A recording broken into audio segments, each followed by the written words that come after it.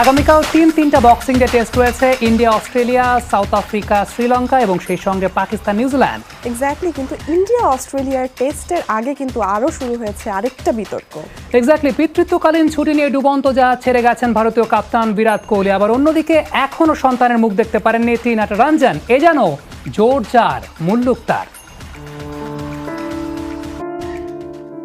দেখিনু সেদিন রেলে কুলি বলে এক বাবুসাপ তারে ঠেলে দিলে নিচে ফেলে, চোখ ফেটে এলো জল, এমনই করে কি জগৎ জুড়িয়া মার খাবে দুর্বল। পুঁজিবাদী সমাজে যুগ যুগ ধরে দুর্বলের বুক ফাটে তো মুখ ফোটে না। বৈষম্য এখানে এক নিত্য ঘটনা। এবার ভারতীয় ক্রিকেট দলের বৈষম্যের তীব্র অভিযোগ করলেন সে দেশের সাবেক অধিনায়ক সুনীল গাভাস্কার। বক্সিং ডে টেস্টে থাকছেন না বিরাট কোহলি। সাবেকদের অনেকেই বলছেন এ যেন ডুবন্ত জাহাজকে ফেলে নাবিকের পলায়ন। কিন্তু দিন শেষে ক্রিকেট একটা খেলাই।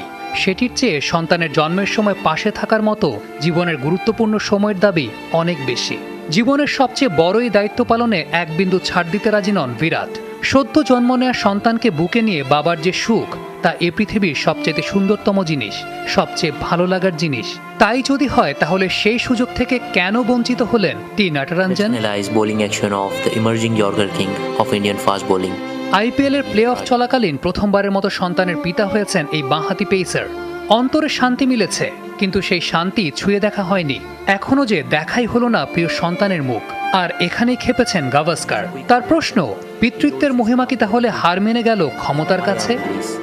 His head remains stable while releasing the ball. It is ideal position for fast bowler at release. নিজের ব্লগে গাভাস্কার লিখেছেন, আইপিএল এর প্লে অফ যখন চলছিল তখন প্রথমবারের মতো নাটরাঞ্জন বাবা হয়েছিল, কিন্তু ওকে বলা হয়েছিল অস্ট্রেলিয়া সিরিজের জন্য থেকে যেতে, যেখানে ও ভারতীয় দলেও ছিল না, ছিল নেট বোলার। ভাবুন একবার, বাবা হওয়ার সময় তাকে ছুটি দেওয়া হচ্ছে না। অস্ট্রেলিয়া সিরিজ শেষ হলে অর্থাৎ জানুয়ারির তৃতীয় সপ্তাহের আগে ও দেশে ফিরতে পারবে না। উল্টো দিকে টিমের ক্যাপ্টেন বাবা হবে বলে প্রথম টেস্ট খেলেই দেশে ফিরে আসছে। এক একজনের জন্য এক এক রকম নিয়ম। বিরাট কোহলি বিশ্ব ক্রিকেটের বড় নাম, আর নাটরাঞ্জন সবেমাত্র শুরু করেছেন। কিন্তু দুজনেরই রক্তের রং লাল। পিতৃত্বের অনুভূতিতে দুজনই সমানে সমান। পুরুষের চোখে জল বেমানান নয়, বরং অশ্রুই বের করে আনে সেরাটা। কে জানে এই অশ্রুই তাঁতিয়ে দেবে নাটরাঞ্জনকে, নিয়ে যাবে এমন এক উচ্চতায় যা তার সন্তানকে দেবে এক নিশ্চিত আর উজ্জ্বল ভবিষ্যৎ।